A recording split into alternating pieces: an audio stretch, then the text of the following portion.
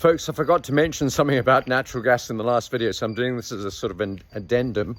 If I can find my way through here, just going up to the shop from the beach. So the next contract rolls over into 257, I think. That was the last price I saw on Friday. So that's a massive gap. And the question is, how will your broker close that gap? How will they trade it? How do they adjust it? Instantly or continuously? And how do they sort of work it out? And what time do they do it? And what day? And they all seem to be a little bit different. So the bottom line is people aren't prepared to bid on the next contract at $3.30. It's only worth $2.50 because there won't be as much demand for all sorts of reasons. So as a result of that, if you're trading the futures contracts, your current futures contract position will close out at maybe 330 or whatever it might be at that time next week, and the new contract will roll in at 250, 260, somewhere around there, depending on where that's trading at the time. That means you'll immediately get the opportunity to buy natural gas contracts down in the 250s. Whether or not that's low enough, I don't know, but I don't think so. I think we could get slightly lower than that, down into maybe 220, 230, but above $2. So don't ask me what's going to happen to your positions. I have no idea how your broker is going to treat it because they all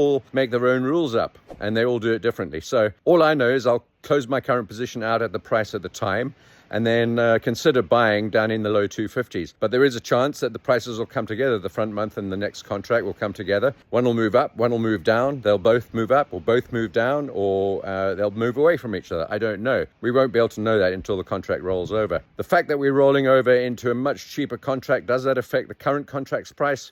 A lot, probably not, no.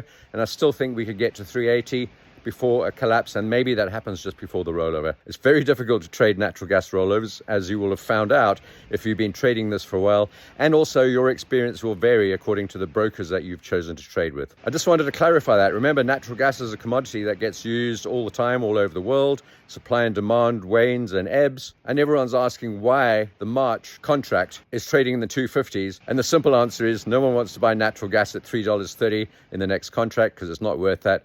We'd be starting the bidding at 250 plus. Have a great day. I'll speak to you soon.